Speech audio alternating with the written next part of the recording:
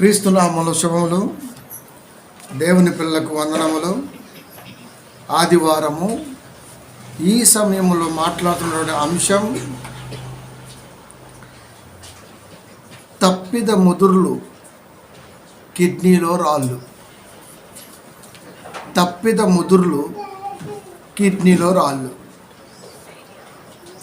ఎప్పుడైతే మానవాళి అంటే మనుషులు తప్పు చేస్తారో అప్పుడు ముదుర్లు బయటకు వచ్చేస్తుంటారు. ఆ ముదురులో ఒక ముదురే ఈ రోజున మనం మాట్లాడుతున్నాం. ముదుర్లు అంటే మనుషులు కాదు, తప్పులు చేసిన మనుషులను ముదుర్లు అంటానే ఆ టైపు కాదు. అది ఎప్పుడైతే స్వతప్పిదం ఉంటుందో, మనకి స్వతప్పిదం అంటే తెలిసి చేసిన దాన్ని స్వతప్పిదం అంటాం మనం. అది ఎప్పుడైతే మానవాళి కలిగి ఉన్నదో అప్పుడు చాయిస్ తీసుకుంటుంది. ఒక సెక్షన్ ముదురు సెక్షన్ అంటాం దాన్ని మనం. ఆ ముదురులో ఒక ముదురే కిడ్నీలో రాళ్ళ గురించి మాట్లాడుతున్నాం. సహజంగా కిడ్నీలో రాళ్ళ గురించి చెప్పాలంటే ఎవరు చెప్పాలండి? డాక్టర్ గారు చెప్పాలి. డాక్టర్ గారు కిడ్నీలో రాళ్ళు చూసి చెప్తాడు. పరికరాలను బట్టి, సంథింగ్ టెక్నాలజీని బట్టి చూసి చెప్తాడు. అంటే టెస్టింగ్ ద్వారా బయలుపడుతుంటాయి మనం ఇచ్చే సిమ్టమ్స్ బట్టి. కానీ దేవుడు దీనికంటే ముందే చెప్పాడు. అది పరిపూర్ణంగా బైబిల్లో లిఖితమై ఉన్న సంఘాల్లో మాత్రం చెప్పరు. సంఘాల్లో వైజ్ఞానిక సంగతులు చెప్పరు. ఊకే ప్రెగ్నెంట్లు, ఊకే తలపోట్లు. ఒక ఆయన మొన్న అంటున్నాడు, నా జుట్టు ఊడిపోయింది ప్రార్థన చేయంటున్నాడు. నెత్తి మీద బొచ్చుకి యేసుక్రీస్తుకి ఏం సంబంధం అండి? ఎలీషా గారు బోడి వాడడంలో బైబిల్లో. ఏ రోజు కూడా ఎలీషా గారు ప్రభువా నాకు నెత్తి మీద జుట్టు కావాలని ఒక ప్రవక్త అడగల. కానీ ఈ పాస్టర్ గారు నేను నెత్తి మీద బొచ్చుకు ప్రార్థన చేస్తా అంటాడు. ఈయన మరి మన కంటి ముందు పితడైన ఎలీషా వారు ఉన్నారు కదా. పిల్లలంతా బోడి అంటుండేవాళ్ళు. అంటే ఏ రేంజ్లో ఉండేవాడు చూడండి. అంత గొప్ప ప్రవక్త అయ్యుండి ఏలియా కంటే ఇంచుమించుగా 7 రెట్లు మహా అద్భుతాలు జరిగించినటువంటి వ్యక్తి ఏ రోజు కూడా నాకు నెత్తి మీద బొచ్చి ప్రభువా అని ప్రార్థన చేయాల. అంటే కాపర్ అనేవాడు బైబిల్ని చదవడు. మళ్ళా చెప్తున్నా, బైబిల్ చదవని కాపర్ దగ్గర జనం ఎక్కువ ఉంటారు. మన కాడ నుంచి పోయిండే వాడికి అసలు బైబిల్ రాదు. ఎందుకంటే వాడు నాకంటే జూనియర్. నేను వాక్యం చెబుతుంటే వాడు నా ఎదురు కూర్చుని వాక్యం విన్నాడు. ఇవాళ ఈ తొప్పేలు కాడ ఉన్నటువంటి సంఘం నన్ను అనేవాడు, అన్న ఎంత బాగా చెప్పుకోవడం నువ్వు అనేవాడు. నీవైనా దేవుని పిల్లరే. వీడికి ఏం కావాలంటే ఊరికి ఒత్తులు కావాలా, మన వల్ల కాదుగా. అందుకనే వాడితో ఎవరైనా మన పిల్లల కాంటాక్ట్లో ఉండాలని తెలిస్తే నష్టాలకు ఎక్కితే నాకు మంట. అందుకే పౌలు గారి భాషలో మీరు దెయ్యాలతో పాలువారొకటి నాకు ఇష్టం లేదు అంటే వాడు దెయ్యం. అంటే విజ్ఞానిక సంగతులు చెప్పని వాడు కాపర్ని ఏమంటారు అంటే దెయ్యం అంటారు. మరి చర్చి అనగా మనకి ఏమనిపించింది? ఆదివారం పోవాలా, దేవుడికి అమ్మి అయ్యాలా, నువ్వేసే కానుక ముస్తే అది జల్లదు. మరి ఎన్ని ఎవడు చెప్తాడు? డాక్టర్ కాడికి వెళ్ళి పరీక్షించుకుంటే తప్ప అది 7M లేకపోతే 7M 6 5 4 10 తెలియబడుతుంది. కానీ దేవుడు ముందే చెప్పాడు కదా. ఎందుకంటే మానవ దేహ నిర్మాణికుడు దేవుడు. ఇక్కడ నుంచి ఇక్కడ వరకు లోపల ఎన్ని ఆర్గాన్లు ఉన్నాయో, అవయవాలు పనిచేస్తున్నాయో, వాటి తీరేంటో సుస్పష్టంగా వాక్య రూపంలో అర్థమయ్యే రీతిలో దేవుడు స్పష్టంగా రాయించి ఇచ్చాడు. సహజంగా మనిషికి కోరిక ఎక్కువ. ఆ కోరికని ఎలా తీర్చుకుంటాడయ్యా అంటే నోటి ద్వారా తీర్చుకుంటాడు. కబుక్కులు ఎందుకు నోట్లు వేసుకుంటాడు. చిన్నప్పుడు మీరు చూడండి, బియ్యం చెరుగుతూ మట్టి కనపడితే అలా వేస్తుంటారు. మరి దాంట్లో ఏం టేస్తుందో నాకు తెలియదు. మరి కొంతమంది వడ్లు వేస్తుంటారు, కొంతమంది ఏమో నల్లరేగడి మట్టి వేస్తుంటారు, కొంతమంది ఏమో నూకల్లో వదులుతుంటారు, కొంతమంది రకరకాల తోడు తింటుంటారు. ఇదంతా ఎక్కడికి పోతున్నాయా అంటే ఖచ్చితంగా అన్నవాహిక ద్వారా జీర్ణాశయానికి వెళ్ళాలి.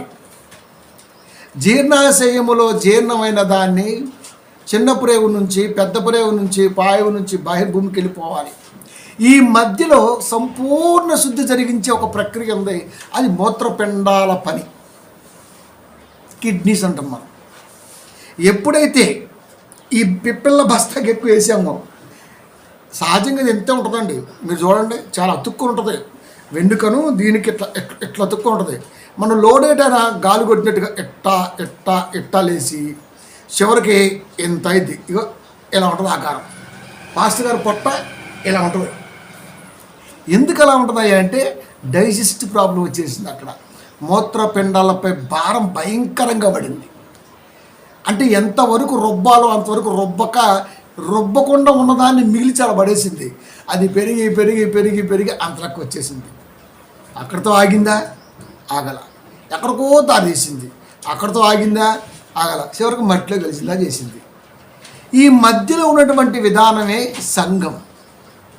ఈ సంఘంలో దేహ నిర్మాణంపై పరిపూర్ణమైనటువంటి అవగాహన కల్పించే కాపరి కావాలి.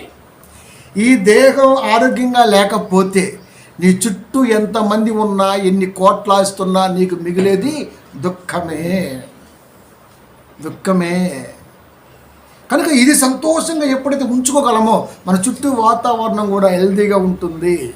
కాబట్టి ఈ నిర్మాణికుడు, మానవ దేహ నిర్మాణికుడైన దేవుడు మాత్రమే ఏదైనా చెప్పగలడు అని మరొకసారి ఈ ప్రసంగాన్ని మీ మధ్య తీసుకొస్తున్నారు. కాబట్టి ఇప్పుడు వెళ్దాం. తప్పిద ముదురులో కిడ్నీలో రాళ్ళు. ఒక ముదురుగాడి గురించి ఈరోజు మనం మాట్లాడుతున్నాం. ఓకే, నిర్గమాకాండము 23వ అధ్యాయము 25వ వచనము.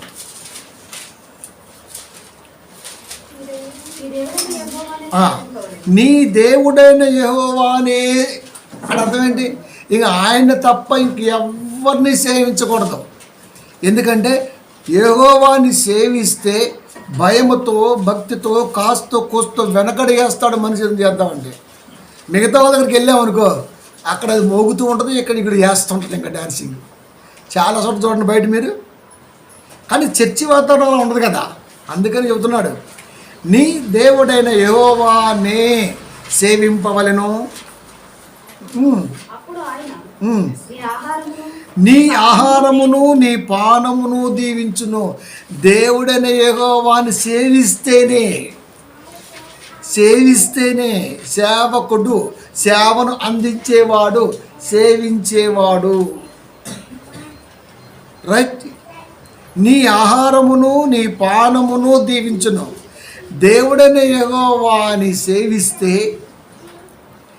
మన ఆహారాన్ని, మన పానము అంటే తాగేది, దీవిస్తాడు అని ఉంది అక్కడ. అంటే తినే ఆహారాన్ని, తాగే పానీయాన్ని నువ్వు ఈజీగా తీసుకుంటున్నా కానీ అది అరగాలన్నా, అరుగుదలలో గొప్పగా ఉండాలన్నా దైవకృప ఖచ్చితంగా కావాలి. తిన్నది అరగాలంటే దేవుని కృపే కావాలి. అక్కడ దాకెందుకు, నోటిలోకి ముద్దెళ్ళాలన్నా దేవుని కృపే కావాలి ఖచ్చితంగా. అందుకే దేవుడు చెబుతున్నాడు నీ ఆహారమును నీ పానమును దీవించును, నేను నీ మధ్య నుండి రోగము తొలగించేదను. నేను నీ మధ్య నుండి రోగము తొలగించేదను. నీ దేవుడిని యెహోవాని సేవిస్తే ఆహారాన్ని పానీయాన్ని దీవించడమే కాకుండా మన మధ్య ఉన్నటువంటి రోగం తీసేస్తా అంటున్నాడు, తొలగిస్తా అంటున్నాడు. అంటే మన మధ్య ఏముంది? రోగం ఉంది. మన మధ్య రోగం ఉందన్న సంగతి మనకేమన్నా తెలుసా? అరే మన మధ్య స్నేహం లేదురా, మన మధ్య ప్రేమ లేదురా, మన మధ్య అది లేదురా, ఏం మాట్లాడతాం. కానీ ఏ క్రైస్తవుడైనా మరొక క్రైస్తవుడితో అరే మన మధ్య ఏ రోగం లేదురా అన్నాడండి? ప్రైజ్ లార్డ్ బ్రదర్, రోగం ఉందా బ్రదర్ అనలేదు. ఇది ఈజీ. ప్రైజ్ లార్డ్ బ్రదర్ అంటే వాడు ప్రైజ్ లార్డ్ అంటాడు. వీడు ఎందుకు ప్రైజ్ లార్డ్ అంటే వీడిది లేదు, వాడిది అంటే వాడికి తెలియదు. దేవుణ్ణి సేవించు అని వాడన్నాడు, దేవుణ్ణి సేవించు అని వీడు అన్నాడు, మధ్యలో రోగం ఉంది. అంటే ప్రైజ్ లార్డ్ చెప్పటంలో పెద్ద రోగం ఉంది. ఇవన్నీ మనకు తెలియవు, సింపుల్గా వచ్చేస్తున్నట్టుగా అంతే. ప్రైజ్ లార్డ్ బ్రదర్ అని, మరే వందనాలు చెప్పు, వినటానికి వినసొంపకూడదు, వందనాలు బ్రదర్ అని. ప్రారంభ సంఘాలలో పౌలు గారు సంఘాలకు వందనాలు నేర్పాడు. ఇది ఎవరు నేర్పితే తెలియదు కానీ ఇది ప్రైజ్ లార్డ్ అంటాడు. ఇంకొక రంగా అంటాడు. మరొకడైతే మరణాత అంటాడు. మరణాత అంటే త్వరగా రమ్ము, ఏంటి నీకోసం వచ్చేస్తాడా ఏంటి? నువ్వు ఏమంతా దేవుడి కోసం పొడిచావు? త్వరగొచ్చేయండి, రావాలి కదా. వందనములు అనే దాంట్లో దోషం ఉంటుందండి. వందనాలు బ్రదర్ బాగుంది అది. కాబట్టి మీ మధ్య రోగము తొలగించేదను అంటే ఏముందయ్యా అంటే మనుషుల మధ్య కొన్ని సంఘాల మధ్య క్రైస్తవుల మధ్య ఏముందయ్యా అంటే రోగం ఉంది. ఆ రోగం పోవాలంటే దేవుని సేవించాలి. ఆ రోగం దగ్గరగా ఉండకూడదంటే తాగే ఆహారము తాగే నీరు కూడా దీవించబడాలి. ఇప్పుడు నీళ్ళెందుకు దీవించాలి? నీళ్ళెందుకు దేవుడి చేత ఆశ్రదింపబడాలి అంటే ఈ నిర్మాణం మొత్తం కూడా దైవాజ్ఞతోనే పనిచేస్తుంది. అన్నవాహిక దగ్గర నుంచి ప్రతి అవయవం కూడా దేవుని యొక్క కృపలోనే పనిచేస్తాయి. కాబట్టి ప్రభువా నేను తీసుకుంటున్న ఆహారాన్ని పూర్ణంగా అన్న ఆలోచనతో మనం అంటగా చిన్నప్పుడు జీర్ణం వాతాపి జీర్ణం గుగ్గిలు తిన్నా గుర్రాలు తిన్న గుగ్గిలు జీర్ణం అంట. సామెత అడిపోయింది, మరి ఇటు రాలా. కాబట్టి ప్రియమైన దేవుని పిల్లారా, తిన్నది అరగాలంటే ప్రార్థనా శక్తి అవసరం. ఆ ప్రార్థన కూడా చేస్తున్నప్పుడు దేవుడు చెప్పిందే తిని చేయాలి. మళ్ళీ ప్రార్థన ఏది పెడితే తినేసి ప్రభా గన్నెరగాలి తిన్నా ప్రభా అడుగుతా చేయి ప్రభా అంటే కుదరదాడ. దేవుడు చెప్పింది తిని అప్పుడు నువ్వు నేను తిన్నదాన్ని జాగ్రత్తగా అయినా శక్తిగా మార్చు, ఆ శక్తి నీ కొరకు ఉపయోగపడేంత గొప్పగా మలుచు అని ప్రార్థన చేయాలి తప్ప ప్రభా డోస్ ఎక్కువైంది ప్రభా ఆవేశం వస్తుంది ప్రభా ప్రేరాలు రాసుకుంటా ప్రభా ఇట్లా రాసుకుంటా ప్రభా ప్రేరాలు ఇస్తాయా రక్తం చేయమంటే కుదరదాడ. అంటే క్రమం తప్పిన ప్రార్థన అక్రమం దారులకు వెళ్ళిపోతుంది. చెప్పింది చెయ్యకుండా చేసే ప్రార్థన ఏమంటారు? కాబట్టి నీ ఆహారము ప్రభువు చెప్పిన లిస్ట్లో ఉండాలి. లిమిట్ అంటాం చూసావా, దాంట్లో ఉండాలి. నీ పానము ప్రభువు చెప్పిన లిస్టులోనే ఉండాలి. అప్పుడు రోగం లేకుండా చూసే బాధ్యత నాది. నువ్వు ఏది బట్టి తినేసి ప్రార్థన ఫ్రీగా ఉందని చెప్పేసి మోకం చేసేసి ప్రభు అంటే కనీసం దరికి కూడా చేర్చుకోను అని చెప్పాడు. అంటే దీన్ని బట్టి మనకి ఏమర్థమైంది? దేవుణ్ణి సేవించటం వలన ఈ దేహానికి ఏది పడిద్దో ఏది పడదో కాపరి నోట దేవుడు రాయించిన వాక్యపు మాట మన చెవుల్లోకి దూరి మన మనసుల్లో స్థిరంగా నిలబడిపోతే ఇది తినొచ్చు ఇది తినకూడదు అని అర్థమైతే, తినొచ్చు అన్నది దేవుడి వాక్యాన్ని బట్టి మనకు అర్థమైనప్పుడు ప్రభువా స్తోత్రమైనా అని ప్రార్థన చేసుకొని తింటాం మనం. ఎంత ఉంది దాంట్లో అంటే టోటల్గా దేవుడి మాటలో జీవితం అనేది భద్రంగా ఉంటుంది. అది చెప్పగలిగే కాపరి దగ్గర నువ్వు ఉంటే సుమా, అడేగాడు బుడేగాడు బుడబొక్కల దగ్గర ఉంటే కుదరదు. ఇక్కడ అది ఏసుదారి దగ్గర ఉంటే కుదరదు. ఇక్కడ వాడు ఏం చెప్తాడండి? ఆదివారం అంటే ఇస్ ద టైం పాస్. సాయంత్రం అయితే ఏం చూద్దామా, ఎటు వెళ్దామా, ఏడ ముహూర్తం పెట్టుకుందామా, ఏ పనులు ఉంటే తప్ప మన దేహానికి సంబంధించిన జాగ్రత్త ఎవడో చెప్తాడు మనకి? డాక్టర్ గారు ట్యాబ్లెట్ ఇస్తాడు, అంతే. ఏం చేస్తాడు? హెల్త్ డిస్టర్బ్ అయితే ట్యాబ్లెట్ ఇస్తాడు, తగ్గిద్ది, మళ్ళీ వచ్చింది. అది మళ్ళీ వచ్చావా అంటుంది అంతే. అంతేకాని ఇది ఇలా అని ఎవడు చెప్పడు, దేవుడు చెప్తాడు. ఎందుకంటే నిర్మాణికుడు, దేహ నిర్మాణికుడు దేవుడు. కాబట్టి వాక్యం దగ్గర జాగ్రత్తగా ఉంటే ఇవన్నీ మనకి అర్థమవుతాయి. లేకపోతే వాక్యం మీరేమనుకో ఖచ్చితంగా రోగం అనేది బయలుపడుతుంది కదా.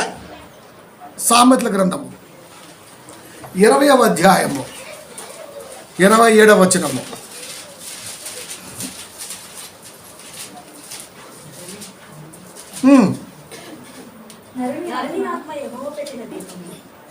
ఇరవై 17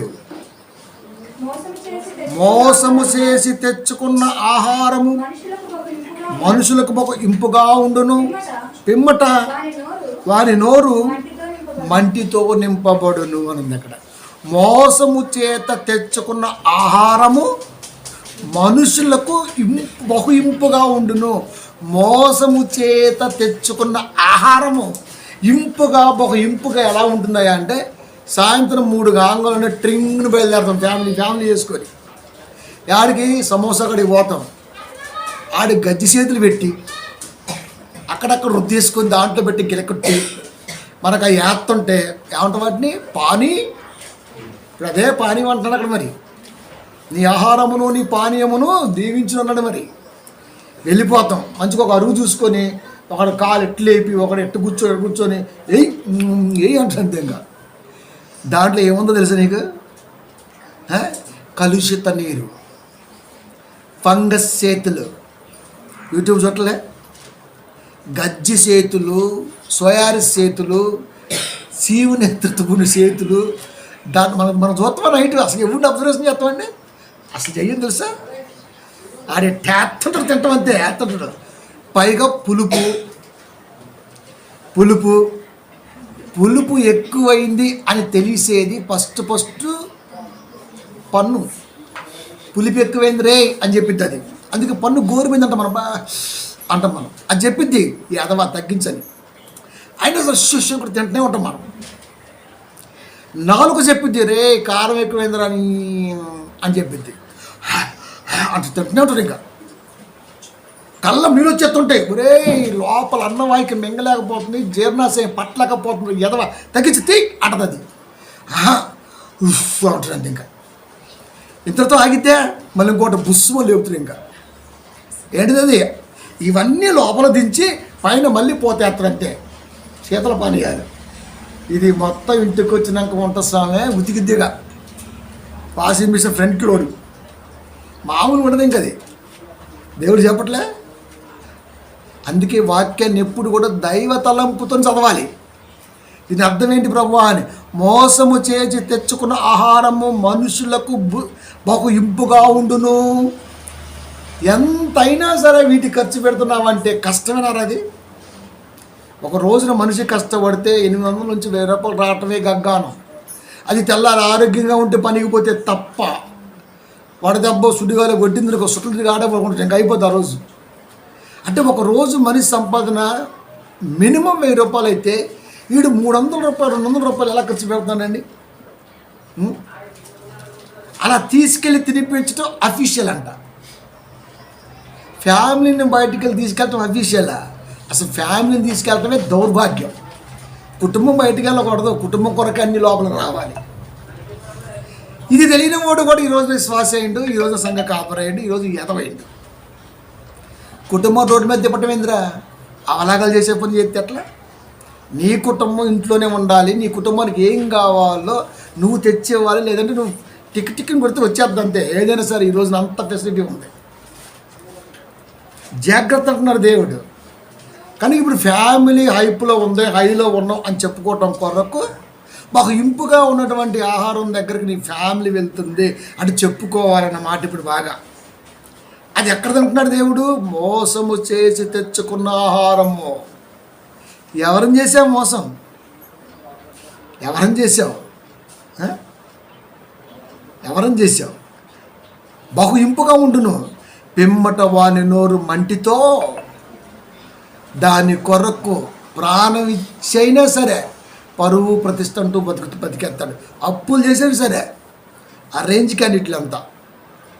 అంటే మోసం చేసింది ఎవరినయ్యా అంటే దైవ నిర్మాణములో ఉన్న ప్రతి ఆర్గాన్ని వాడి తలంపు మోసం చేసింది. అది వాడి తలంపు మోసం చేసింది. చేతుల దగ్గర నుంచి కాళ్ళ దగ్గర నుంచి కష్టం ఏదైనా కానివ్వండి ఈ అవయవాలతో జరుగుతుంది కదా. ఇది దేన్ని తలంపులు మోసం చేశాయి. దీని ద్వారా వచ్చింది వ్యర్థంగా అలా వెళ్ళిపోయింది బయటికి. కష్టమే వ్యర్థంగా వెళ్ళిపోయింది. కష్టమే వ్యర్థంగా వెళ్ళిపోయింది. కేవలం తలంపులే కారణం. ఈ రోజున ఎక్కువగా ఫినాన్షియల్గా ప్రాబ్లం పడుతున్న వాళ్ళంతా బుద్ధి తక్కువలే, బుర్ర పనిచేయని వాళ్ళంతా. ఎందుకంటే దాన్ని ఎలా ఇన్వెస్ట్ చేయాలో తెలియదు అంతే. ఒకదాన్ని మార్చడం కొరకు తీర్చడం కొరకు మరొక బొక్కలు వెళ్ళేటం మనం. ఇప్పుడు 2 బొక్కలు అయినాయి మనకు తెలియకుండా. కానీ ఈ 2 4 అవుతాయి, 4 8 అవుతాయి. పూడ్చట్లే మనం. అలా పూడ్చలేక తీర్చలేక ఈ రోజున పేపర్లో మీరు చూస్తే కనీసం రోజుకు 4-5 కుటుంబాలు ఆత్మహత్య దారితీస్తున్నాయి. కేవలం ఆర్థిక భారం.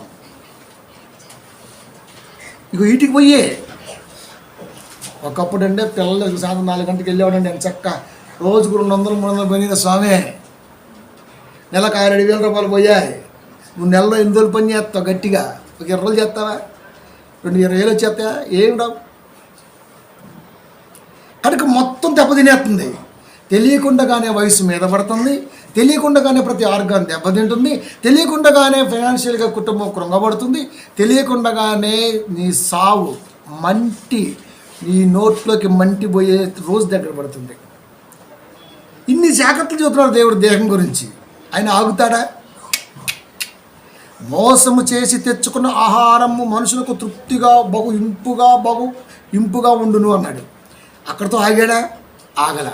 ఇప్పుడు దేవుడు చెబుతున్నాడు, ఒరే నాయన, మోసం చేసి తెచ్చుకున్న దాంతో ఎందుకురా అంత చేస్తావు? ఒక మంచి మాట చెప్తావు చూడు. యెషయా గ్రంథము 55:2. యెషయా గ్రంథము 55:2.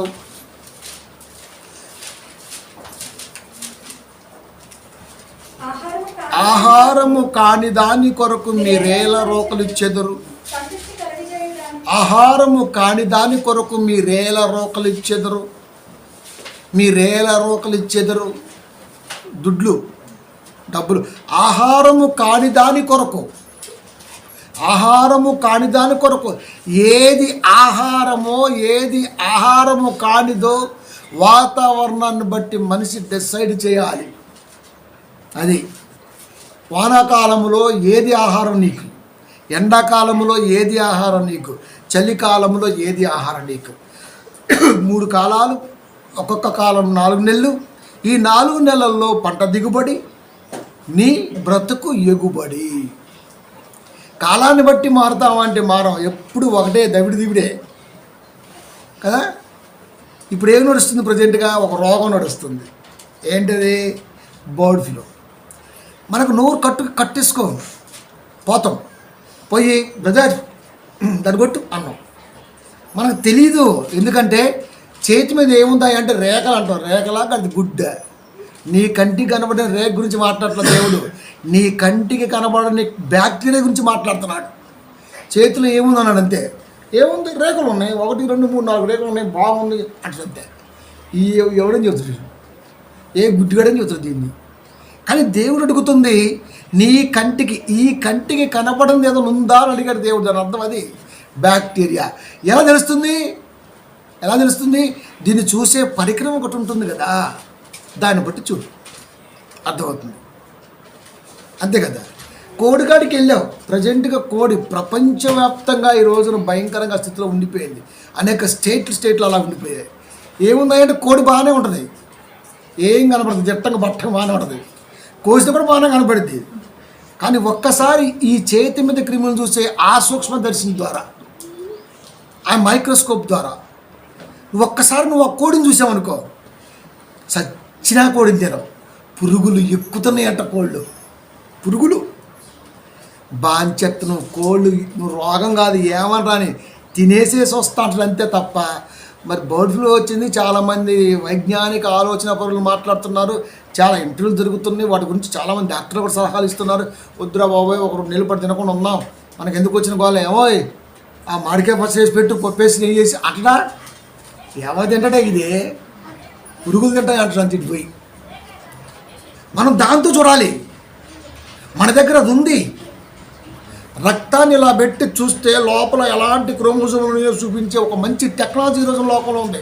ఆ డాక్టర్ ఇచ్చిన సలహా ఈ రోజున తినొద్దు. లోకంలోకి వెళ్ళిపోయిన తర్వాత కొత్తదైనటువంటి బ్యాక్టీరియా తయారవుతుంది లోపల. అది ఏదో ఒక రోజున విస్ఫోటనం అవ్వకపోదు, ఏదో ఒక రోజున మీ జీవితం మంటి కరిచిపోద్దు అని చెప్పాడు. వెనట్లా మనిషి చాలామంది తగ్గించాలి. ఎందుకంటే ఇవాళ సండే చాలా షాపులు చూసే కానీ పెద్దగా బేరాలు లేవు ఏడ. కానీ ఇంకా దిగజారి ప్రవర్తించే వాళ్ళు ఉంటారు. అది లేకపోతే చచ్చిపోతా, ఊరేసుకుంటా ఆ టైపు. దానివల్ల ఏమవుతున్నాయంటే లోపలికి వెళ్ళిపోతుంది బ్యాక్టీరియా. అసలుకే లోపల పరిస్థితి ఎలా మెరుగుపడాలో దేవుడు చెబుతుంటే వీడు కొత్తదని అంటిస్తూ ఉంటుండే అక్కడ తీసుకెళ్ళి. అంటే గాయం మానక ముందే గాయం చేసుకుంటున్నాడు. ఆయన గాయం ఇది తెలుసో తెలియకో, అది మానక ముందే గాయం అవుతుంది లోపల, మనకు తెలియట్లా. ఏదో ఒక రోజున బయటికి పడకపోదు, ఆ తర్వాత రోగం లేని, మందు కనిపెట్టలేని రోగం రాకపోదు. అందుకే చెబుతున్నాడు దేవుడు, ఆహారము కాని దాని కొరకు మీరేల రోకలు ఇచ్చెదరు.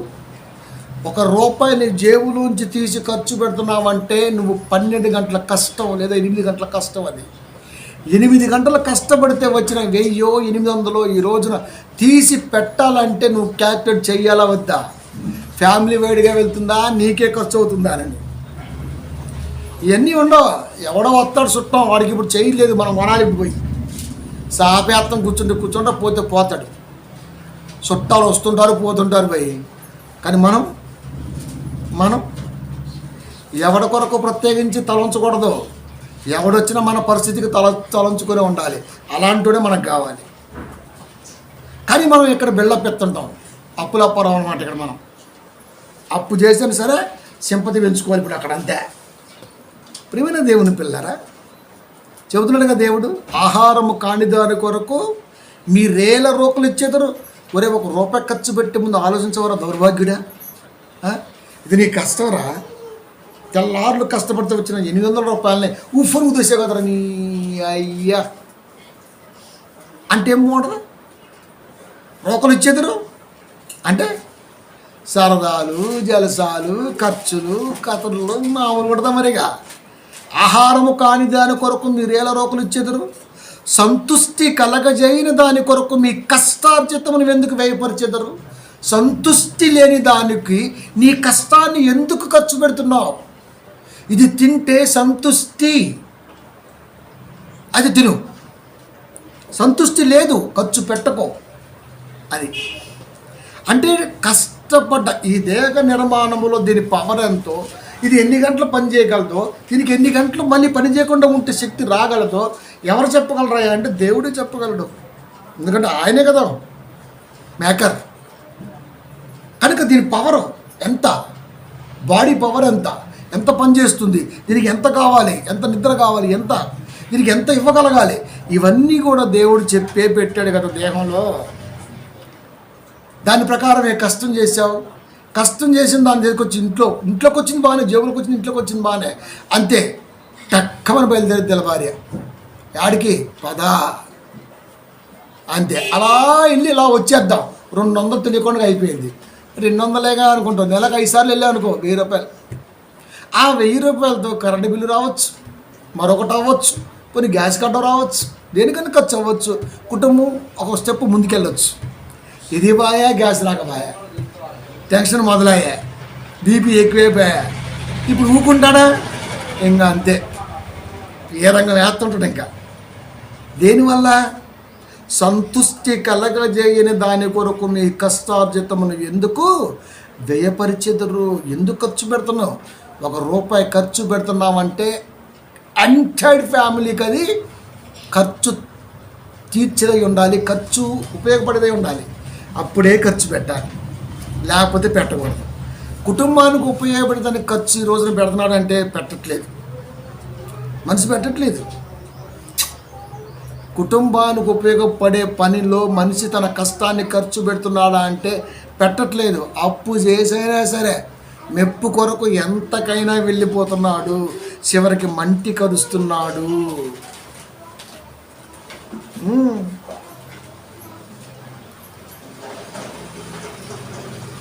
నా మాట జాగ్రత్తగా ఆలకించి మంచి పదార్థములు భుజించుడి, మీ ప్రాణము సారమైన దాని యందు సుఖింపనీయుడే. మంచిగా ఏం చెబుతాడో దేవుడు, దాన్ని తిని హ్యాపీగా ఫ్యామిలీతో ఉండండిరా అంటే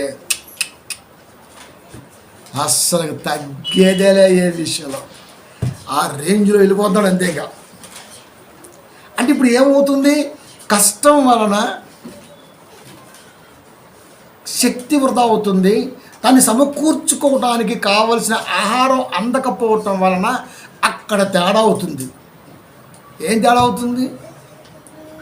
దాంట్లోకి వెళ్ళాలి, పత్రం ఉంది కదా లోపల, మరి దాంట్లోకి వెళ్ళాలి. మరి దాంట్లోకి వెళ్ళకపోతే, జీర్ణాశయంలోకి టయానికి పంపించకపోతే, కష్టపడ్డామండి, ఆకలి వేస్తుంది.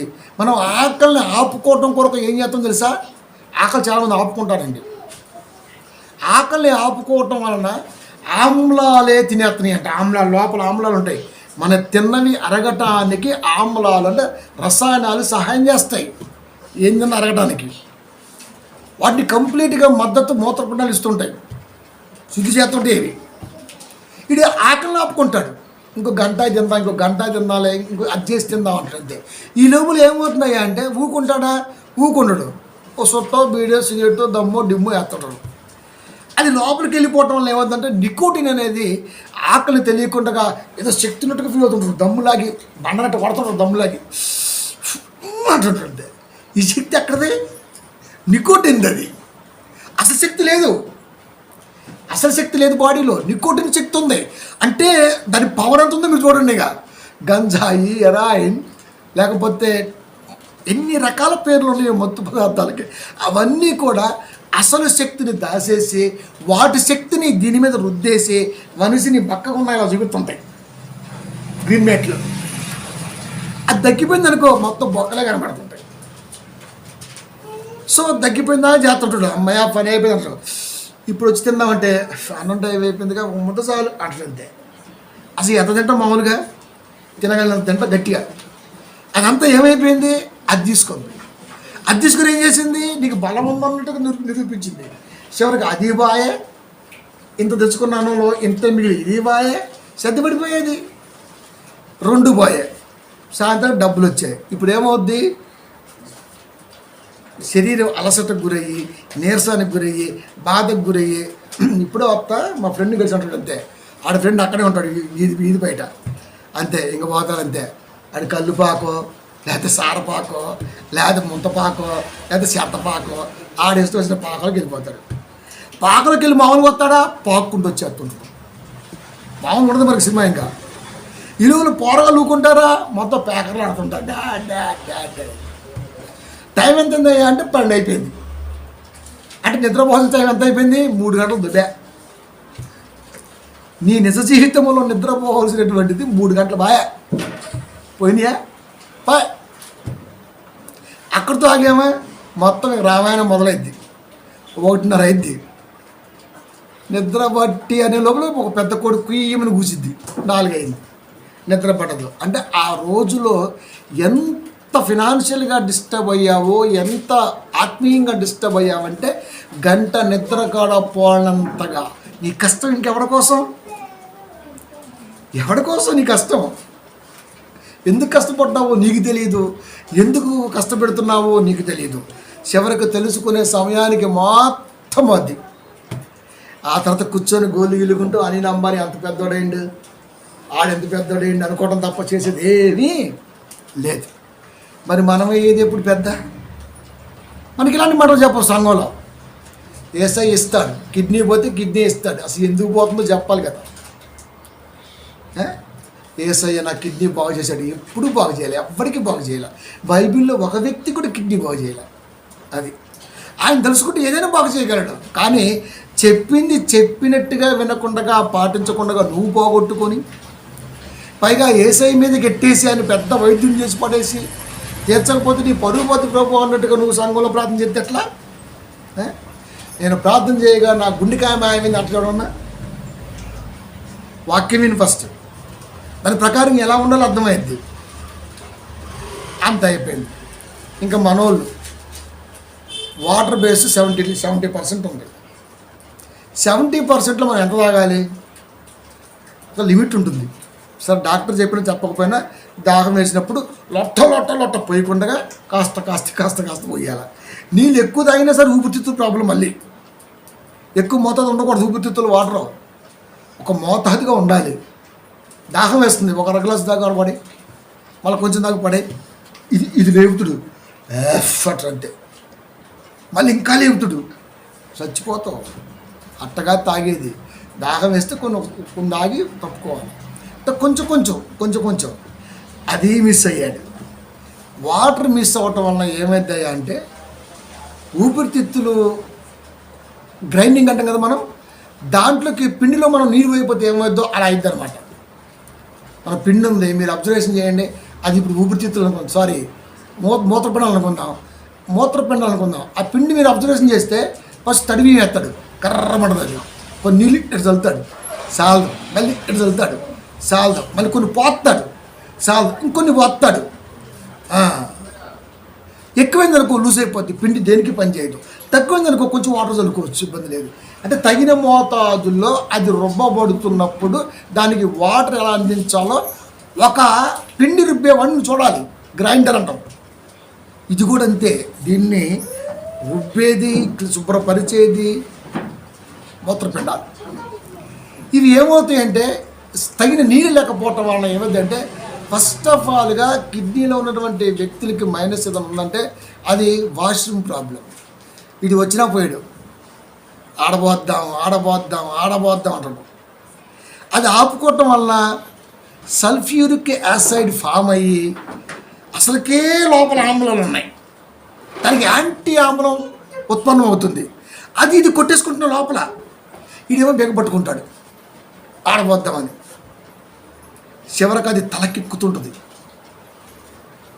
అంతే, అక్కడ ప్రారంభమైంది. అంటే యూరిన్ వచ్చినప్పుడు ఆపుకోవటం కూడా కిడ్నీలో రాళ్ళున్న వాళ్ళు మొదటి తప్పు. అడబోతాడా పోయాడు, అస్సలకి పోయాడు. ఇంకా ఇక రోజు మొత్తం మీద నీళ్ళు, ఇప్పుడు నేను కొన్ని చెప్పిన రోజు మొత్తం మీద నీళ్ళు తాగరా అంటే ఆడి కన్నీళ్ళ తాగుతుంటాడు కొన్ని. మరి దుబాయ్లో ఉన్నాడో లేకపోతే ఎక్కడ ఉన్నాడో తెలియదు కానీ ఇది తాగుతుంటాడు. నీళ్లు సరిపడా తాగకపోయినా గ్రైండింగ్లో తేడా రావటం వలన ఖచ్చితంగా స్టోన్స్ అనేవి ఉత్పన్నం అవుతాయి 100%. ఎక్కడ పడుతుంది ఎఫెక్ట్? వాక్యం వినకపోవటం వలన, తీసుకోకపోవటం వలన వినపడుతుంది. ఇంత జాగ్రత్త కాపరు చెబుతాడా అంటే ఇలాంటి మాటలు చెప్పరు.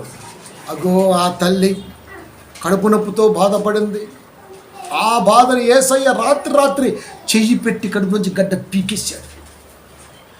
మనకేమీ తెలిపోతుంటుంది, ఇంకా యేసయ్య మీద హైప్స్ వెళ్ళిపోతుంటే మనకి అంత గొప్పడు. అందుకే మనం ఎక్కువగా యేసుక్రీస్తు వారిని అయ్యా నువ్వు చాలా గొప్పడు అంటావు. ఆయన అంటాడు నీకు దండోరా బాబు, నీ గొప్ప అనే పదం వెనకాల ఎంత తిప్ప ఉంది, నువ్వు అంత పెద్దగా ఏమన్నమాకే.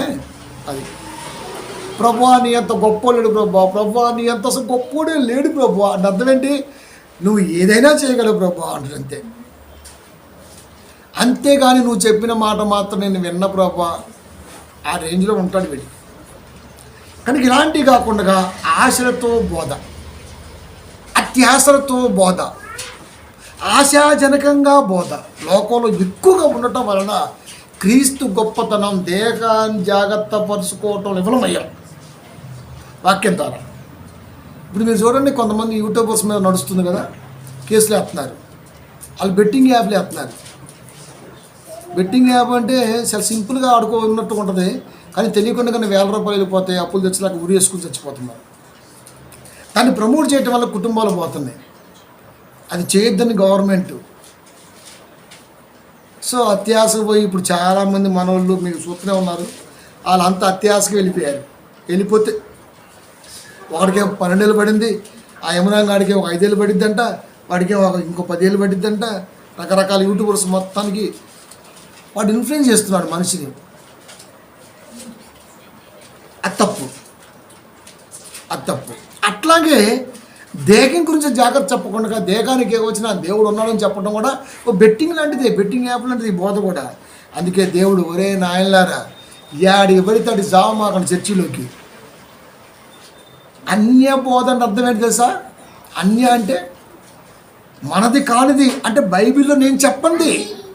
అన్య బోధ అంటే బైబిల్లో నేను చెప్పని బోధ బయట పాస్టర్ చెబుతున్నాడు రా, అలాంటి వాళ్ళు ఉన్నారు జాగ్రత్త అంటే ఓకో ప్రభా నీ కృపలేంది, నీ ఆజ్ఞలేంది అని సంఘం పెడతాడా?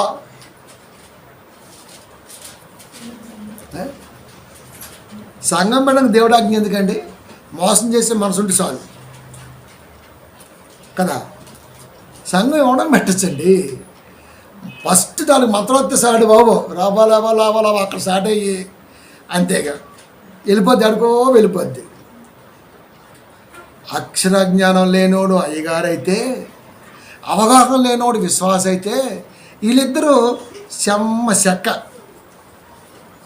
నేను చెప్తున్నాను, దేవుడు చెప్తున్నాడు Hebrew 13:9 నానా విధములైన అన్యబోధల చేత. అన్యబోధ అంటే నేను చెప్పనిది బైబిల్లో వాడు చెబుతున్నాడు, వాడు బోధ. ఎంత తీయగా మాట్లాడతాడో తెలుసా. అదిగో ఆ చెల్లెమ్మకి కాళ్ళు నొప్పు తగిలితే నేను ప్రార్థన చేస్తే ఆ పిక్కనర సరైనట్లు అంతే. ఇంకా కాలు ఎందుకు వెనికింది, ఎందుకు వెనికింది, దాని జాగ్రత్త చెప్పు. అలా ఎలా పడితే అలా దూకొద్దు. ప్రెగ్నెంట్గా ఉన్నప్పుడు బెడ్ రెస్ట్ అన్న పేరుతో ఎంత జాగ్రత్తగానో దిగుతుంటే ఇద్దరు ఉంటారు పెద్దలు ముసలోళ్ళు, చిన్నగా మరి నీకు బాగా ఆగట్లా ఆ టైప్లో మాట్లాడి ఆమెను చిన్నగా దించి ఆ వాష్రూమ్కో లేదా అటో ఇటు తీసుకెళ్ళి మళ్ళీ తీసుకొచ్చి మళ్ళీ జాగ్రత్తగా ఎక్కిస్తారు. ఎందుకు? ఆమె రాదనే ఏమకి నేర్పితే రేపు ఏమో బిడ్డకు కొనుక్కొని నేర్పిద్ది. అంటే జనరేషన్కి నేర్పడం అనేది అలవాటు కావాలా. లోపల బిడ్డ భూలోకానికి రావడానికి సిద్ధంగా ఉన్నాడు, అది వైదికంగా రావాలి తప్ప అకస్మాత్తుగా రాకూడదు. ప్రాబ్లమ్స్ వస్తాయి, ప్రమాదం వస్తుంది తల్లి బిడ్డకి అన్న జాగ్రత్త అక్కడ ఉంది. కాబట్టి ప్రియమైన దేవుని పిల్లరా, పెద్దవాళ్ళు జాగ్రత్త చెబుతూ ఉంటారు. మరి ఇప్పుడు కాలుకి దెబ్బని తగిలింది, అక్కడ జాగ్రత్త చెప్పాలి. అలా బరువుతో దూకొద్దు, బరువుతో ఆ విధంగా చెప్పాలి. అలా చెబితే జాగ్రత్త పడతాడు. అంతేగాని కాలు బెరికింది ప్రభా ఇప్పుడు నువ్వు సరిచేయిన రాన్ని అంతే. మనకేమనిపించిందయ్యా అంటే అబ్బా ప్రభు ఎంత గొప్పడు, ఆయన తాకితే శుద్ధమైపోయినారు అంతే. ఇలా ఎన్ని రకాల బోధలు ప్రియమైన దేవుని పిల్లరా. అరికాల నుంచి నన్నెత్త వరకు మానవ దేహములో ఉన్న ప్రతి దాన్ని దేవుడి కోసం ఉపయోగించకుండా ఎక్కడో పాడు చేసుకొని వచ్చి మళ్ళీ పాగు చేయి ప్రభు చేస్తాడు అనే బోధలు ఎక్కువ అవుతున్నాయి అని చెప్తున్నాడు దేవుడు. అన్య బోధల చేత త్రిప్పబడకుడి, అన్య బోధల చేత త్రిప్పబడకుడి, అన్య బోధల చేత త్రిప్పబడకుడి. ఎంత బాగుందండి. నేను చెప్పిన బోధ కాకుండా ఎవడు బోధించినా దయచేసి వాడి బోధకాడికి నువ్వు వెళ్ళొద్దు, వినొద్దు అని చెప్పాడు. మనకేమో తీయగా మాట్లాడేవాడు కావాలా, కమ్మగా మాట్లాడేవాడు కావాలా, మాట్లాడితే మంచి పులిహార వాసన వచ్చేవాడు మాట్లాడే కావాలా, అలాంటి వాడే మనకు కావాలి. అది ఎక్కడో సిగ్నడితే మన ఇంటికి వాసన వస్తే అంటమే ఆ టైప్ ఉంటుంది అనమాట. అట్లా కష్టం. భోజన పదార్థములను బట్టి కాక, ఫస్ట్ ఏమన్నాడు? నానా విధములైన అన్య బోధల చేత త్రిప్పబడకుడి. ఏ లఫూటుగాడైనా దేహ సంబంధమైన బోధ చేస్తే సెకండ్లో లేసి వెళ్ళిపో, ఎత్తుక్కో, ఎక్కడ దొరికింది ఆత్మ సంఘం ఎత్తుకో అని చెప్తే తల్లి సంఘం, బిడ్డల సంఘం, మనవాళ్ళ సంఘం, మనవాడి సంఘం, నేను ఏడే పుట్టా ఏడే పెరిగా, తప్పు. 10:36 యోహాను సువార్త ఏమనుంది సారు? ఏమనుంది?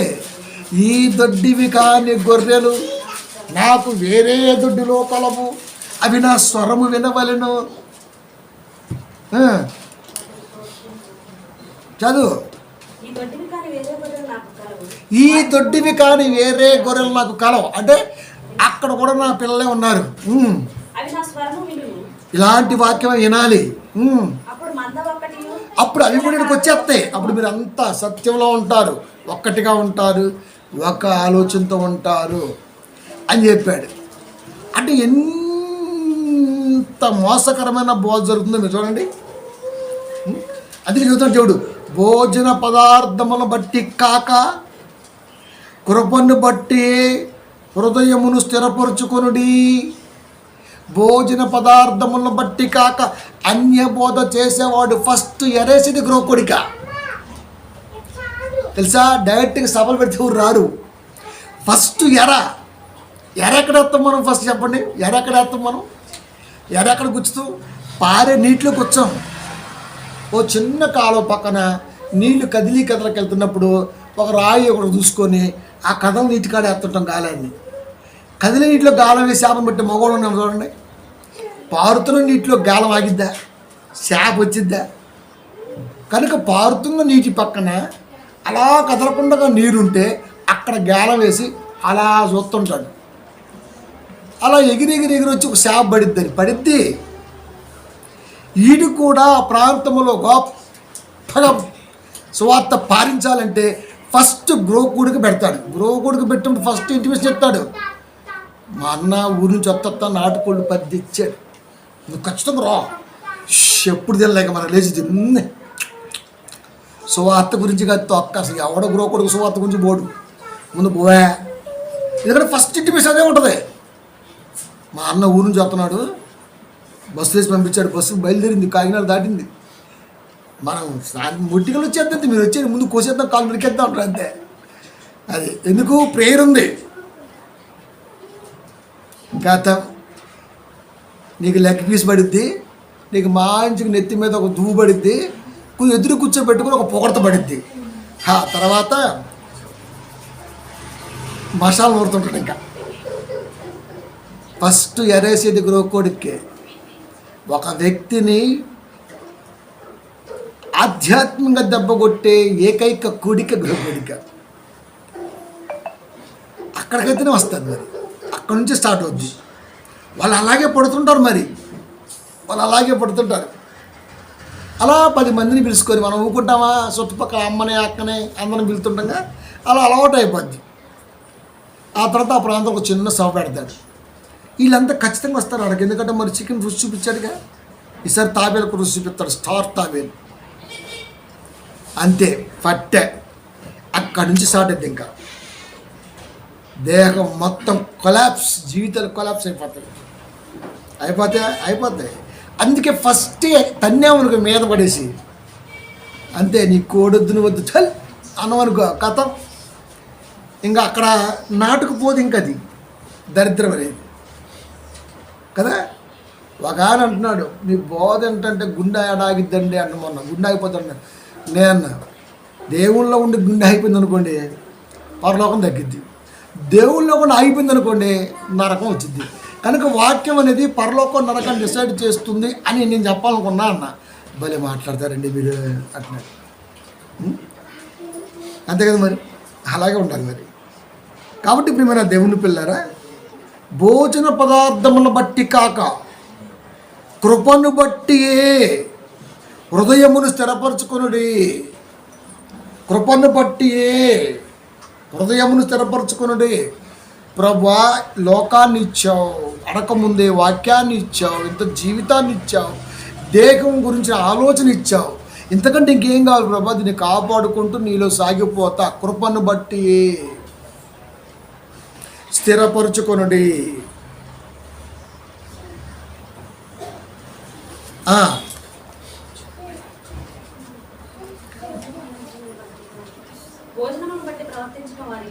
భోజనములను బట్టి ప్రవర్తించే వారికి ఏమీ ప్రయోజనము కలుగలేదు. భోజన పదార్థాలను పెట్టి నువ్వు సువార్తగా పిలిచావంటే నువ్వు ఆ కూడికి పెట్టినావు ఒకటే, బేటమైన ఒకటే. చూసారా, అన్నం పెట్టదని కదా అక్కడ అర్థం. నీ కాన్సెప్ట్ వేరు. వలేసి పడదామన్న ఆలోచనతో అన్య బోధతో ఉన్నావే, ఆ తలంపుతో నువ్వు సువార్త కూడిక పెట్టడం వ్యర్థం, వేస్ట్. నువ్వేమో చికెన్ కోసం పోతున్నావు, వాడేమో నీ కోసం చికెన్ పెడుతున్నాడు. అయితే మళ్ళీ మీరు చూడండి, మనం ఎక్కడ జారిపోతామో ఎదురు కూర్చొని చికెన్ ముక్కేసుకుంటా గడితో గెలుక్కుంటా మనతో మాట్లాడుతూ ఉంటారు. ఎంతమంది ఉండగా అందరినీ పక్కనేసి మన ఎదురుగా కూర్చొని ఇంకొక ముక్కేసుకో ఏంటి సంగతులు, ఇంకో ముక్కేసుకో ఏంటి సంగతులు. చావ ఎలా ఉంది? ప్రేయర్లో ఉన్న చావ ఎందుకు వచ్చింది? సూపర్ ఉంది అసలు, మామూలు కాన్సెప్ట్. ప్రేయర్ అంతా ఏమైపోయింది? ప్రేయర్ గురించి కాదు అక్కడ, ఆత్మీయంగా ఆలింగనం చేసుకుంటున్నామని నిన్ను సాగు దాకా తీసుకెళ్తున్నాడు స్వామి. ప్లేట్లో తునకలెట్టే నా పెడితే ఆడైపు కన్నేయకూడదండి, గుడ్లు వీగేయాల కన్నేస్తే. తెలుసా ఎవడి గురించి మాట్లాడుతున్నాడు? నేను పోతా, నేను చేస్తా అంటే సావు. ఎవడొద్దన్నాడు ఏంటి? ఊరేసుకుంటా, రైలు కింద పడి దూకుతా, బావిలో దూకుతా, నా ఇష్టం అంటే. కానీ ఎవడొద్దన్నాడు ఇక్కడ? జాగ్రత్త చెప్పటం బైబిల్ ఎంతో, జాగ్రత్త పడతావా లేదా అన్నది నీ ఇష్టం కదా, నీ ఇష్టం. కనుక భోజనమును బట్టి ప్రవర్తించే వారికి ఏమీ ప్రయోజనమో లేదు. అక్కడ బోవెట్టి సువార్త పెడితే నువ్వు వెళ్ళి సువార్త అన్నట్టుగా విని బోధిలొస్తే మీ ఇద్దరికి మిగిలేది ఆమ్లెటే, ఏం లేదు. నేనేం చెప్పట్లే కదా, దేవుడు చెప్పాడు అక్కడ. కాబట్టి నానా విధములైన అన్య బోధ అంటే దేహానికి సంబంధించిన ఆత్మీయ సంబంధమైన బోధ కాకుండా ఎవడు ఏది బోధించినా వాడి కాడ నుంచి వితిన్ సెకండ్లో వెళ్ళిపోవాలంతే. సంఘం నుంచి వెళ్ళిపో. మనకేమో పొగడతలు కావాలా, మనకేమో దండలు కావాలా, మనకేమో అరే గోల గిల్లుడు కావాలా, గోల పెయింటింగ్ కావాలా, రకరకాలు కావాలి మనకి. పాస్టర్ గారు అంత ఆత్మీయంగా మాట్లాడితే అసలు నాకులాగా ప్రసంగం చేస్తారండి. అమ్మా స్తోత్రాన్ని బట్టి ప్రభువు లేదు అక్కడ, ప్రభువు ఉంది అక్కడ. అది పౌలు గారు ఎన్నిసార్లు మాట్లాడిండు. అవివేకగా మాట్లాడుతున్నారేమో, నన్ను క్షమించండి మీరు. అవివేక్ అంటే ఇప్పుడు నాకులాగా బోల్డ్గా. కానీ చాలామంది పాస్టర్గా లాంగ్వేజ్ క్రాసింగ్ బీడ్ అంటారు చూసినా.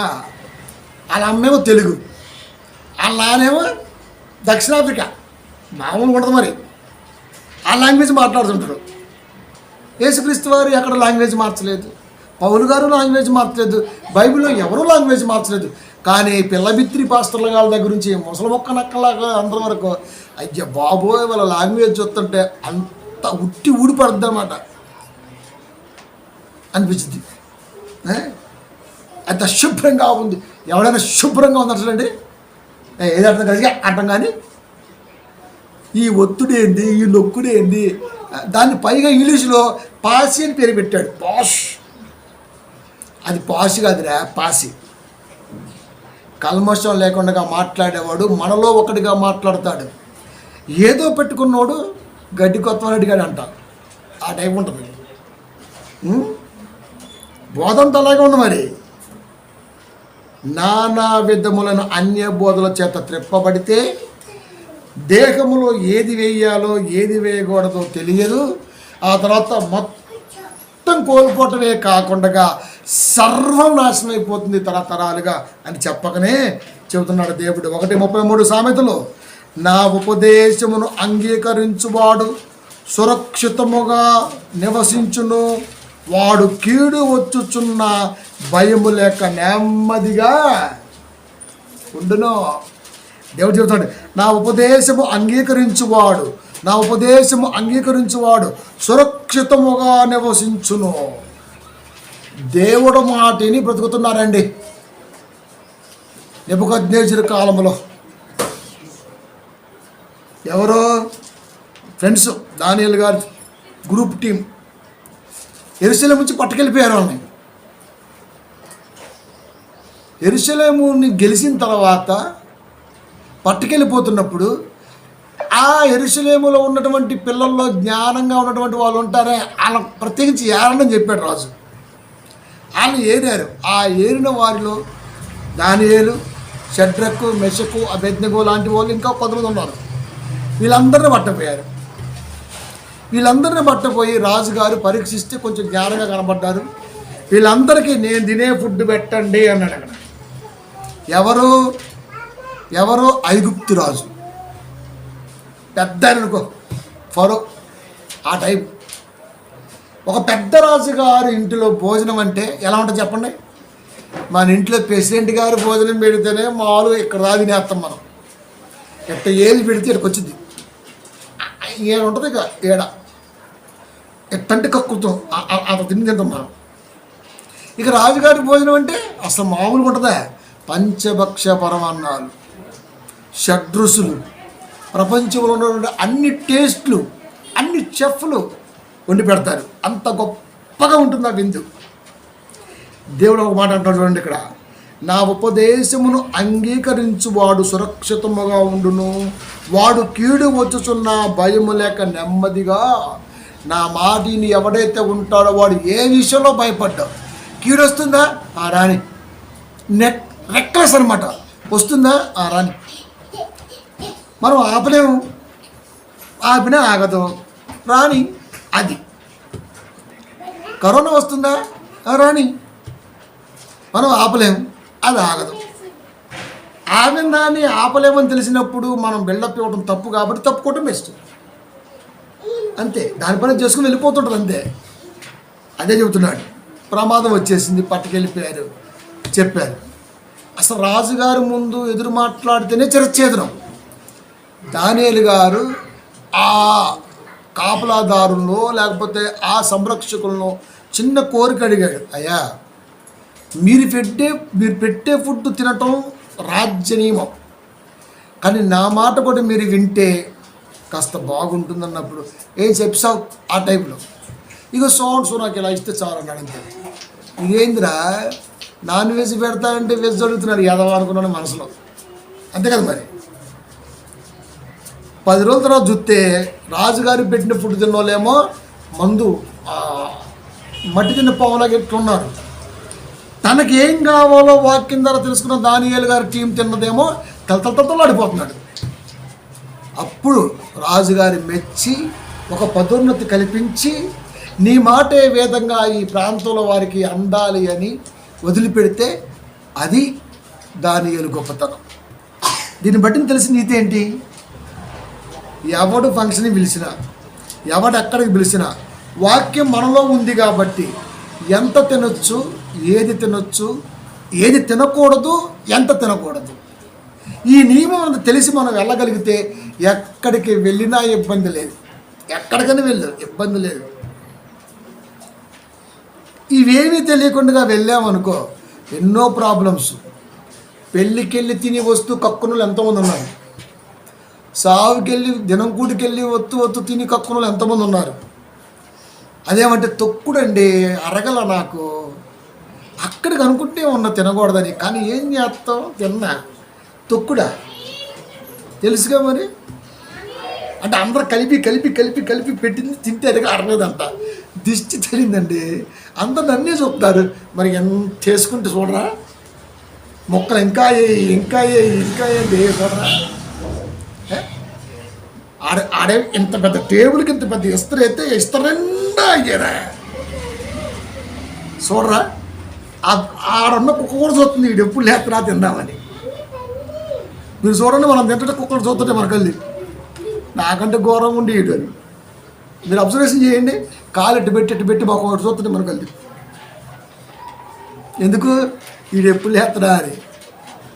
నలుగురిలోకి వెళ్ళినప్పుడు మనం ఎంత తినగలిగి ఉన్నా మన ఇంట్లో వేరుంటుంది, కానీ నలుగురిలోకి వెళ్ళినప్పుడు ఖచ్చితంగా అలా అలా అలా వెళ్ళిపోవాలంతే. మరొక ముద్ద చెయ్యి ఎగస్త వేసావా అయిపోయావంతే. ఏంగా తిను, ఎప్పుడు వస్తారు ఏంగా తిను. అది క్రమేపీ అలవాటు అవుతుంది. ఒక మంచి పద్ధతి అది. 30% తినాలి మనం, ఇంత పర్సెంట్ కూడా క్యాప్ ఉంచదు. కుమ్మేత్తం లోపలికి, నీళ్ళు పోవు, ఇంత ప్రాబ్లం ఉంటుంది. కాబట్టి దానియేలు గారు ఏమన్నారంటే, ఆయన మంచి మాట కదా మరి. దానియేలు కళ్ళ స్వభావం చెప్పే వ్యక్తి, దేవుడితో మంచి అవినాభావ సంబంధం ఉన్న వ్యక్తి. రాజుగారి భోజనం చేస్తంటే పెడతారంటే ఏమన్నా తెలుసా? 1:12 దానియేలు గ్రంథము. భోజనమునకు శాకధాన్యాదులను పానమునకు నీళ్లును నీ దాసుల మగుమా కిప్పించి దయచేసి 10 దినముల వరకు మమ్మును పరీక్షింపుము. ఏమన్నాడు? అయ్యా శాకధాన్యములు అంటే, శాకధాన్యములు అంటే మనం వేస్తాం కదా 9 రకాలు, వాటితో పొనిని మాత్రం పెట్టండి మాకు. వాటర్ ఒకటి చాలు. మీరేదో ద్రాక్షరసం మరి ఆ జ్యూసు, స్ప్రైటు, లేకపోతే థమ్స్అప్, లేకపోతే మరి మిరిండా బరిండా లాంటి ఇస్తానే అయ్యొద్దు.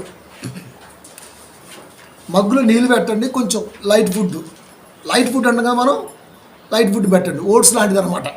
ఒక రకంగా చెప్పాలంటే ఓట్స్ లాంటిది పెట్టండి అన్నాడు. 10 రోజుల తర్వాత చూస్తే ఇలా మొఖాలు మంచిగా నీట్గా తలతలతలాడిపోతుంది. వాళ్ళు ఏమో మంచిగా ఉబ్బుగా బొబ్బుగా ముద్దుగా ఎట్టుంది. వాళ్ళ రాజుగారికి అర్థమైపోయింది. అంటే ఈ దేహానికి ఏం పడిద్దో ఏం పడదో తనకు తానే నిర్ణయించుకోగలడంటే ఈ దేశానికి ఏం పడిద్దో ఏం పడదో నిర్ణయించగలడు.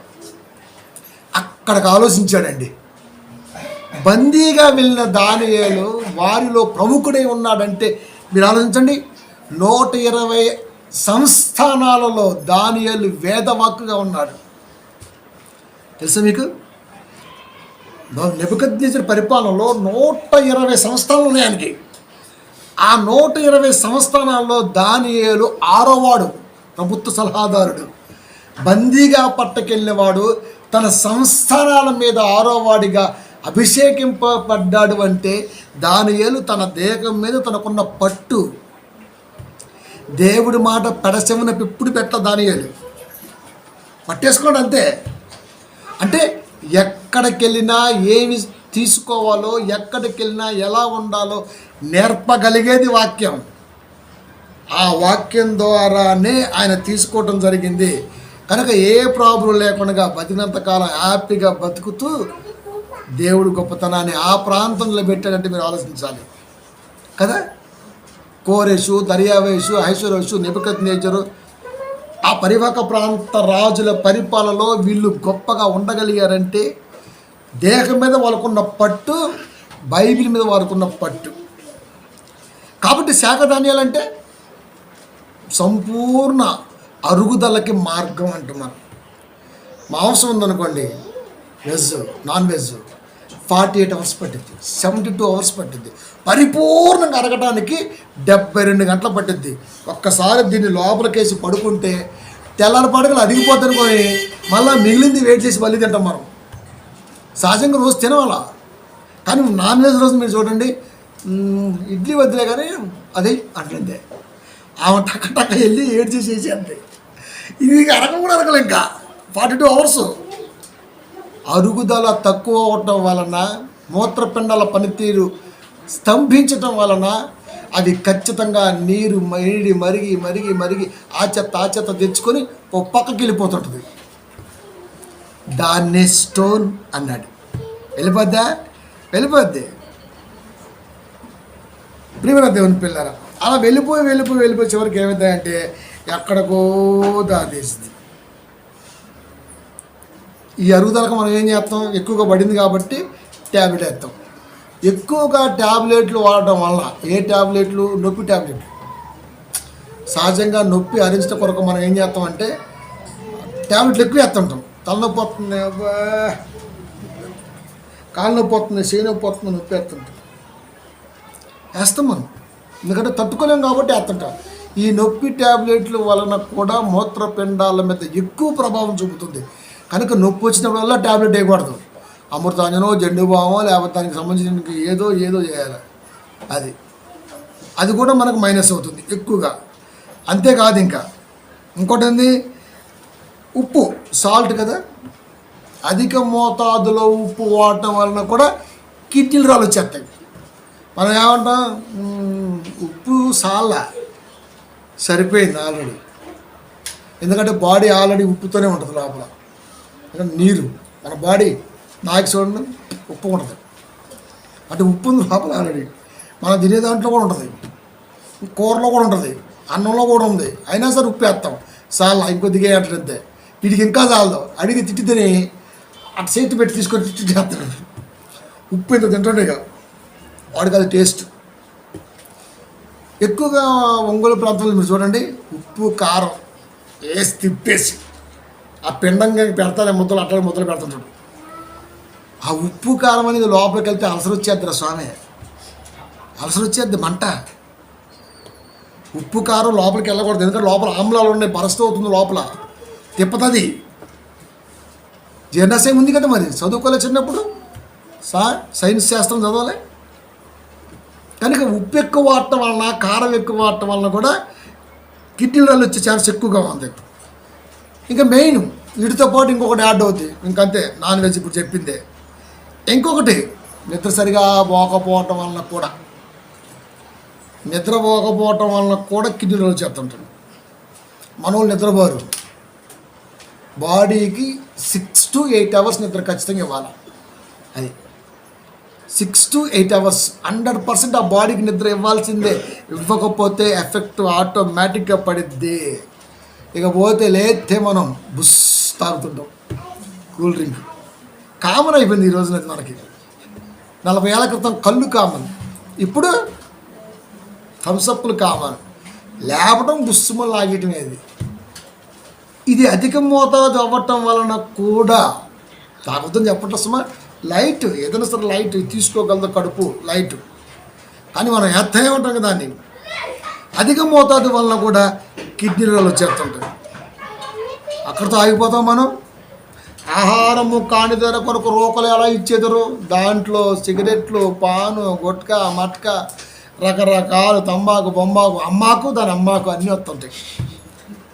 మామూలు పడతాం కదా దాంట్లో ఆడొచ్చిందిగా పుష్పిగాడు ఆ సినిమా మొత్తం చదువుతాం మాట్లాడుతుంటాడు. అది చూసి ఇంకా మనం ఎక్కువైపోయినాం. మనం లాలాజలం లోపలికి వెళ్ళి ఆమ్లాలతో టైప్ అయి ఏందన్నాడు ఎదవా, ఏదో దాన్ని సచ్చాడు వాడు. ఇద్దరం కలిసి వెళ్ళిపోయి దాని మీదకి వెళ్ళిపోయి మూడు కలిసి వాటర్ కూడా తీసుకొని తిప్పుతా తిప్పుతా తిప్పుతా తిప్పుతా అరగదీసి అప్పుడు మనకు రిలీఫ్ ఇస్తుంటాయి. ఉమ్ము కూడా మెడిసిన్ లాగే పనిచేస్తుంది, కానీ మనం పుచ్చుక్కుని వస్తుంటాం. మనం ఉమ్మంతా బయటికి అయిపోతే లోపలికి పోయి అరుగుదలేదురా సామె. మరి రాళ్ళు రాక ఏమొచ్చిందిరా ప్రభువా, రాళ్ళు తీ ప్రభువా, ఫ్రీగా ఉన్నాడు రా నీకోసం, ఆడ ఫ్రీగా కూర్చున్నాడు, రాండి అయ్యా రాళ్ళు తీస్తారని. సిగ్గుండాలి కదండి. ఒకటి అడుగుతున్నామంటే అయ్యో ఇది నా స్వతప్పిదమా లేకపోతే ఏంది, నా బలుపా, నా తప్పిదమా, తెలియని తర్వాత ఓకే ప్రభా తెలియక చేస్తుంది కాబట్టి ఓకే ప్రభా క్షమించిన బాగుంది. బలి చేసిన దాన్ని ప్రార్థన అడిగితే ఏం బాగుంటుందిరా, బలిసే కదా చేసేది. మరి దేహం గురించి తెలియని వాడు రేపు ఇది వదిలిపెట్టి ఆత్మ పోవాలరా భయ్. లోపల ఆత్మ ఉంది, ఆత్మ రేపు రిపోర్ట్ ఇచ్చింది, ఎదవ తినందు లేదు, తాగందు లేదు, తిరగందు లేదు, వీడంతా బాబో ఈ దేహం నన్ను ఎందుకు ఉంచా ప్రభు అని ఏడ్చిందంట. అది వాక్యం ద్వారా సరిదిద్దుకోలేని వాడు ఖచ్చితంగా నరకానికే పోతాడు. అవయవాల పనితీరు బాగా లేకపోతే హాస్పిటల్కే పోతాడు. పోడా అండి, పోతాడు. కాబట్టి ప్రియమైన దేవుని పిల్లారా, కష్టం వృధా అయిపోతుంది. ఏం తినాలో తెలిసినా పట్టించుకోకుండా పోతున్నాడు. అవయవాల పనితీరు అర్థం కానట్టుగా బతికేస్తున్నాడు. చివరికి వాడికి మిగిలింది ఉందంటే నోట్లో మట్టి, బొందలో బాడీ. మరి బయటకు వచ్చే పని లేదా? ఇగో చెప్పాడు కదా, బానిసలుగా పట్టకపోతేనే దేవుడి మాట మర్చిపోలా. బందీఖానాలో ఉన్నాడు అక్కడ రాజుగారి కింద. అలాంటి రాజుగారి కింద ఉన్నప్పుడు నేను ఇది తింటానయ్యా అని లైట్ ఫుడ్ తీసుకొని దేవుడిలో ఉండి యెహోవానే సేవించుడి, నీ ఆహారమును నీ పానమును దీవించిన నిర్మాకాండ 23:25 పాటించి అద్భుతంగా రాజుగారి దృష్టిలో పడి 120 సంస్థానాల్లో ఆ రాజులందరికీ సలహాలు ఇచ్చే 6గురిలో ఒకటిగా ఉన్నాడంటే ఎంత కష్టమండి, ఎంత కష్టమండి. దేవుని అడ్డు పెట్టుకుని ఉన్నాడు కనుకనే ఫరో రాజ్య పరిపాలనలో యేసోబు కూడా అంత గొప్పగా ఉన్నాడు. దేవుని అడ్డు పెట్టుకుంటే అది ఏదన్నా రాని చెప్తున్నాడు కదా 1:33 సామెతలో, నా ఉపదేశమును అంగీకరించువాడు సురక్షితముగా నివసించును. ఎవడైతే నా మాట తీసుకొని భూమి మీద బతుకుతాడో వాడు బ్రతుకాలం అంతా సురక్షితమే. ఓ యేసోబుని చూడు, తీసుకెళ్ళిపోయి అమ్ముకున్నా అక్కడ గొప్ప స్థితిలో దేవుడు పెట్టాడు. ఓ దానియేలును చూడు, బానిసలుగా వెళ్ళిపోయిన అంతటి సంస్థానాల మీద సలహాదారుడుగా పెట్టాడు. ఇదంతా చరిత్రే కదా. మరి ఇక్కడ మనం ఎందుకు ఉన్నామండి? మన చుట్టాల్లో మనమే అన్ని విషయాల్లో గొప్పగా ఉండాలా. 70 ఏళ్ళు దాటినా ఈ బాడీ కింగ్లా కనపడాలి తప్ప ఎంత బొంగులా ఉండకూడదు. తెలుసా నీకు? బాడీని చూస్తే ఈర్ష కలగాలంట. అబ్బో ఏంట్రా ఇది ఏం తింటారా నాయన అని. అది దేవుడు చెప్పింది. ఓరే వీడికేమో బాణకొండకి ఎక్కువ, పొత్తకొండ తక్కువ ఉంటుంది. మాస్టర్ గారి పొట్ట తక్కేస్తే అట్లా నీట్గా కనబడాల పొట్ట. అచ్చం లేకపోతే జారిపోతే ప్యాంట్ మళ్ళీ. ఓ స్టైల్ ఉండాలి బాడీకి. ఇంత గొప్పగా దేవుడు బాడీ ఇచ్చి లోకంలో వాక్యం తీసుకొని జ్యోతిలాగా ఎలగండ్రా అంటే అంత ఊసిగాళ్ళు, పన్నుడిపోయిన పాస్టర్లు, నెత్తిగాళ్ళు, సిచ్యుయేషన్ అని ఏముంటుంది నాకు నీకు? ఒక్కొక్కటి కళ్ళు మీరు చూడండి, గాజులు ఎంత ఉండి కళ్ళు ఎంత లాగుపుతుంటాయి. కళ్ళు ఉబ్బుని అంటే మగోడికి ఖచ్చితంగా ఓడకాయ వేస్తాడు రాబోయ్. కొబ్బరి బొండంలో ఓడకాయ తాగేస్తాడు వేస్ట్ గారే. అది వాసన రాదు, చాలా బాగుంటుంది, ఎనర్జెటిక్గా ఉంటుంది. అది చాలామంది కాపర్లు మందేసి వాక్యం చెప్పినట్టుగా రియల్గా దొరికారు సార్. అదే ఆడోళ్ళు వేరే తాగేది ఓడకని, అంటే ఆ మొగలు కూడా తాగుతారులే. కాబట్టి ప్రియమైన దేవుని పిల్లారా, దేవుడు చెప్పింది ఎంతవరకు తీసుకోవచ్చు, ఎంతవరకు తీసుకోకూడదు, ఏంటి అన్నది నువ్వు దైవ సన్నిధిలో ఉండి వింటి దేహాన్ని కాపాడుకోవచ్చు. ప్రభా నాకు ఊపిరితిత్తులు ఊపిరి రావట్లేదు, కిడ్నీలో రాళ్ళు వచ్చినాయి, గుండెలో మంట వచ్చేస్తున్నాయి. గుండెలో మంట ఎందుకు వచ్చింది? ఆ వర్షాలు మంట పెట్టాం మరి, దానికి మంట పెట్టాం మరి. లంగ్స్, ఊపిరితిత్తులు అసలు ఎప్పుడైనా చూసామండి నిర్మాణం? ఎప్పుడైనా అవి ఎట్ట కొట్టుకుంటే తెలుసా? అవి గాలి అంటే ఇట్లా ఎంత సున్నితంగా ఉంటాయో లోపల కమిలిపోతుందిరా నాయన. ఈ చెస్ట్ లోపల మొత్తం మసగా మారిపోయింది, మొత్తం మాడిపోతుంది, కాలిపోయిన పాముకి పొట్టున్నట్టుగా ఊడిపోతుంది. మంటరాకి ఏమొచ్చింది? దాని చుట్టూ రక్షణ వలయంగా ఉన్న లేస్ అన్నీ పోతున్నాయి. దేనివల్ల? ఎంత కష్టమైన ఆ టైప్ అన్నమాట. అది దానివల్ల అది పోతుంది, దీనివల్ల ఇది పోతుంది, అన్నీ పోతున్నాయి. సో దీన్ని బట్టి మనకేమర్థం అవుతుంది? నా మాట విని సంతృష్టి కలగజేసే దాన్ని మాత్రమే తీసుకో, లేకపోతే నీ దేహం పోతుంది. దేహం పోయిన తర్వాత ఆరోగ్యం లేనప్పుడు నువ్వు ఏమీ కూడా సంతోషంగా ఉండలేవు. ఆరోగ్యమే మహాభాగ్యము. మీరు ఎప్పుడైనా చూడండి, బాధలో ఉన్నప్పుడు మనకి లోకంలో కార్లు, బైకులు, గొప్ప గొప్ప బిల్డింగులు, హైదరాబాద్ మహానగరం అనుకుందాం, ఏమీ కనపడదు. మనం ఆ బాధ తగ్గితే బాగుండు ఆ టైప్లో ఉంటాం మనం. ఇవన్నీ ఎందుకు కనపడం మనకి? బాధ వాటిని మూసేసింది. అదే బాధ లేకపోతే హైదరాబాద్ రోడ్లన్నీ మనయే. బాధ లేకపోతే, అదే బాధ ఉంటే బాధ తప్ప అన్నీ మనయే. ప్రియమైన దేవుని పిల్లలు, అందుకనే దేవుడు చెబుతున్నాడు. కాబట్టి ఏదో లిమిట్ అనమాట. నాన్ వెజ్ తిను, దేవుడు చెప్పాడు తినమని, కానీ లిమిట్. వాతావరణం, ఎండాకాలం తినొచ్చు, ఎండాకాలం కదా, అది వేడి, ఇది వేడి ఎందుకు వచ్చిన గోళ్ళే, కానీ తగ్గిద్దా 4 రోజులు రైట్ నా తీసేయి. చలికాలం వచ్చింది, కొంచెం చలిగా ఉంది కదా, చికెన్ కొంచెం వేడిగా ఉంటుంది కదా, ఆ చలి వేడి మిక్స్ రైట్ కానిచ్చేయి. అంటే సీజన్ వారీగా రీజనబుల్గా ఏం తినాలో వాక్యం చెప్పింది, అది నువ్వు పాటించాలా. ఇలాంటి క్రిటికల్ పొజిషన్లో నువ్వు ఏం వండుకోవద్దు, అది నువ్వు పాటించాలి. అది కాబట్టి ఇవన్నీ కూడా చాలా జాగ్రత్తగా దేహానికి పాటిస్తే ఖచ్చితంగా. అలవాటు మోతాదు మించితే రోగం. కాబట్టి మూత్రపిండాలు, లేకపోతే ఊపిరితిత్తులు, లేకపోతే ఇంకా రకరకాల వ్యాధి బాధలు దేహాన్ని అలుముకున్నప్పుడు డాక్టర్ ఏం చేస్తాడండి? అవసరమైతే కట్ చేస్తాడు, లేకపోతే మాత్ర ఇస్తాడు. అది ఎక్కడ వేసుకోవాలి? మళ్ళీ కడుపులోకే వేసుకోవాలి. ఆ కడుపులో ఏం తక్కువైంది? అరుగుదల తక్కువైంది. ఇప్పుడు దానికి ఏం చేయాలా? అరుగుదల మందు వేసుకోవాలి. అరుగుదలను పెంచే మందు, అరుగుదల బాగా పెరిగే మందు, అక్కడ తాగిపోయామా? తినదరిగే మందు, అక్కడ తాగిపోయామా? అన్ని బిల్లు చేసుకోవడానికి మందులు వాడుతుంటాం. ఈ మందులన్నీ నరాల్లోకి వెళ్ళిపోయి నరాల్లో ఉన్నటువంటి ఆ శక్తిని తీసిపడేస్తే అవి ఖచ్చితంగా కుప్పకూలిపోతాయి. ఎంత ప్రాబ్లం ఉందా అంటే ఇంత ప్రాబ్లం. ఎవరు నమ్ముతాడా, తీసుకుంటాడా అంటే దెబ్బ తగిలేంత వరకు మనిషి దీన్ని తీసుకోడు. అందుకే ఎప్పుడైనా సరే ఒక బాధ గురించి తెలియాలంటే రోగిష్టి కాడికి వెళ్ళాలి. ఒక బాధ్యతను విస్మరిస్తే ఎలా ఉంటుందో జైల్లో ఉన్నోడి కాడికి వెళ్ళాలి. జైల్లో దగ్గర మీరు వెళ్ళండి, యావజ్జీవ బాడ దగ్గరికి. ఏం చేశారంటే చిన్న తప్పిదం అన్న, ఆడి మాటిని సుపారీ తీసుకుని నన్ను వేసేసిన, నాతో పాటు నలుగురు తెచ్చిన, వీడు బాయ, ఆడు బాయ, నేను బాయ, ఆడెట్టకు బాయ, ఇంతమంది ప్రాణం పోయింది. ఏం తీసుకుందరా అంటే డబ్బు. అది ఎవరి దగ్గర ఉంది? ఎవరి దగ్గర ఉంది లేకుండా బాయ. ప్రణీత్ మర్డర్ మన తీర్పిచ్చింది నల్గొండ కోర్టు. ఒకడికేమో ఉరిశిక్ష, 6 జీవిత ఖైదు, ఒకడేమో హైదరాబాదు ఆర్యవైశ్య భవన్లో ఆత్మహత్య. 8 మంది బలిగొన్నారు ఒకరిని చంపి. ఏమి లాభం అండి? కాబట్టి ప్రియమైన దేవుని పిల్లారా, దేవుడు చెప్పేది ఏదైనా జాగ్రత్తగానే పాటించి తీరాల్సిందే. లాస్ట్ మాట యెషయా గ్రంథము 44:20, వాడు బూడిద తినుచున్నాడు, వాని మనస్సు మోసపోయినది.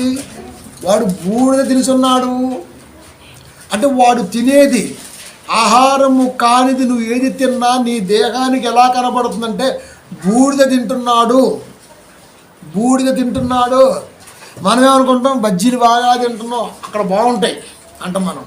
కాదు, అది అంటుంది వీడు బూడిద తింటున్నాడు. ఈ బూడిద లోపలికి వెళ్ళి అరిగిద్దా అంటే అరగదు కదా.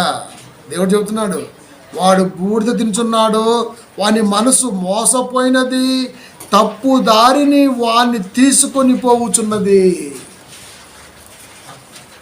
తప్పు దారిని వాణ్ణి తీసుకొని పోవుచున్నది. తలంపు లే, శనివారం, సెకండ్ వీక్, హాలిడే, పిల్లలు బయటికి తీసుకెళ్ళవా, ఎంజాయ్ చేయించవా, ఉంటావు అంతేగా.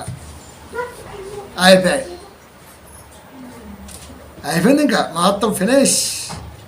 వాడు తన ఆత్మను రక్షించుకొని జాలడనియు, ఆత్మను అంటే ఈ దేహాన్ని పాడు చేసుకుంటే ఆత్మకి సురక్షిత లేదు. దేహము బలంగా ఉంటేనే ఆత్మ హ్యాపీగా ఉంటుంది. తండ్రి బాగుంటేనే కుటుంబం హ్యాపీగా ఉంటుంది. తండ్రి ముక్కుతూ పని లేకుండా ఇంట్లో పడే మూలలు ఉంటే పిల్లలు కష్టాలు పాలవుతారు. అదే తండ్రి బలంగా సింహంలాగా పనిచేసేస్తే పిల్లలు చెంగుమంటూ తిరుగుతుంటారు ఇంట్లో టిక్కునని. ఏది బలమేది మన దేహానికి? దేహంలో బలం లేకపోతే ఆత్మ బలంగా ఎలా ఉంటుంది? ఉండదు. కాబట్టి తప్పు దారిని వాడిని తీసుకుని పోవచ్చున్నది. వాడు తన ఆత్మను రక్షించుకొని జాలడనియు, వాని కుడి చేతిలో అబద్ధమున్నది కదా అనియు తెలుసుకున్నట్టుకు వానికి బుద్ధి.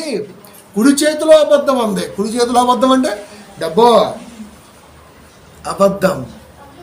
ఇది నీ కాడ ఉంటుంది, నా కాడ ఉంటుంది, కానీ ఎవడి కాడ ఉండదబ్బా అది. అందుకే నేను ఎప్పుడు ఒక మాట చెబుతుంటా, మనీ అనేది ఫ్యామిలీ నీడ్ మాత్రమే, కుటుంబ అవసరానికి మాత్రమే తప్ప దాని మీద మరొక ఆలోచన పెట్టుకున్నా అది నిన్ను ప్రశాంతంగా ఉండనివ్వదు. లే ఆడిని చూడు అని అంబానీ, లే ఆడిని చూడు, లే మనశ్శాంతి ఉండదు ఇంకా. అందుకే లే నన్నే చూసుకుంటా అది. అందుకే చదువుతున్నాడు దేవుడు, వాడు బూడిద తినుచున్నాడు, వాక్యము లేనివాడు, ఇలాంటి వాక్యం చెప్పని వాడి దగ్గర ఉన్నవాడు బయటికి వెళ్ళి ఏదైనా కుటుంబ పరంగా కుటుంబానికి ఉపయోగపడింది, దేహానికి ఉపయోగపడింది తింటుంటే దేహం అంటుంది అది బూడిదా. నువ్వేమన్నా లెగ్ ఫ్రీ 65 కాదు, బూడిద అది. బ్రదర్ 95 ఉందా? 195 కూడా ఉందరా? బూడిద బూడిద. దేహం అంటుంది నువ్వు తినేది బూడిద, నువ్వు తినేది బూడిద. వాని మనస్సు మోసపోయినది. వాడేమనుకుంటుండో కంటికి రంజంగా కనబడింది ఏదైనా వనంలో ఆవకి, తిన్న వెంటనే బట్టలు ఏమని తెలిసిపోయింది. వీడు కూడా అంతే, భూమి మీద ఆ పీసు ఈ పీసు రెస్ట్ లేకుండా ఏ పీసు తినేస్తున్నాడు. సత్యనకు తెలిసింది ఊరే నేను తిన్నది బూడిద అని కదా.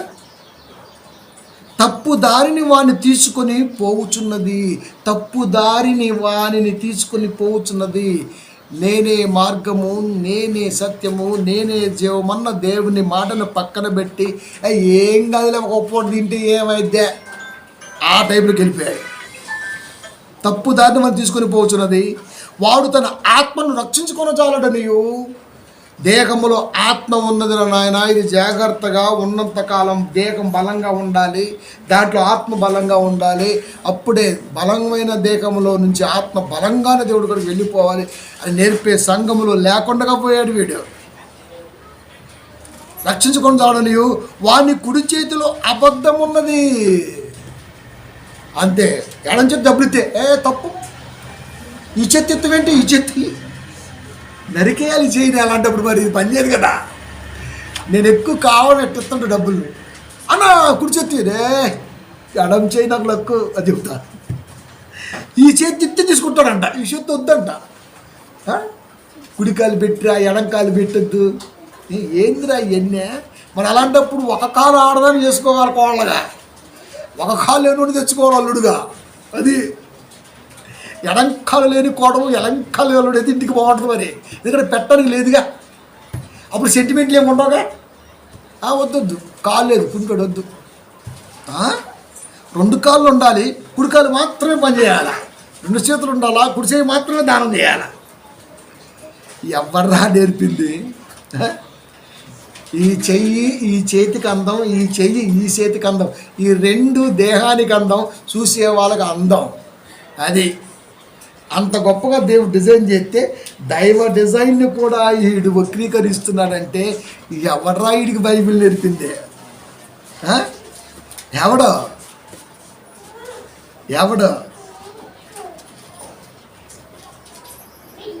తన ఆత్మరక్షణ పొందాడని వాని కుడి చేతుల్లో అబద్ధం ఉన్నది. అబద్ధము అంటే డబ్బు, ప్రపంచాన్ని శాసించే ది అదే కదా అబద్ధం, అది నిజం కాదు. నీ కాడే ఉన్నా రాజా గంట అయితే ఆడికాడికి వెళ్ళిపోద్ది, నిన్ను ప్రేమించి వచ్చే రాజా అంటుంది. ఇక్కడ కాళ్ళు ఆడికాడ అంటుంది, ఆడమ్మ యష్ అనే లోపల ఇంకొక అడిగిపోద్ది. అంటే ఎచ్చట నువ్వు అది నిలవదు, ఎందుకంటే నిలవలేని నెరజాన సొమ్ము అది. దాని మీద ఒక అమితమైన ప్రేమ మన వాళ్ళకి. బాబాయ్ చచ్చిపోతాడేమో డబ్బు లేదన్నట్టు ఉండదు అది. మీరు నమ్మండి, ఇప్పటికీ జేబులో ₹1 పెడదామంటే నా మనసు మస్తకించదు. అసలు ఇష్టపడినాం, ఖాళీ ఉండాలి, పెన్ను ఉండాలి అంతే. పెన్ను కూడా ఈ మధ్య పెడతాను. మన బాడీ అంతా ఖాళీ ఉండాలి బా, మనకి ఇంతంత పర్సులు ఇంతంతలో కూర్చుంటూ ఒత్తుకుంటుంది. ఊరికి ఎట్ట గజ్జున్నోడు గీక్కుంటుంది డబ్బు కోసం.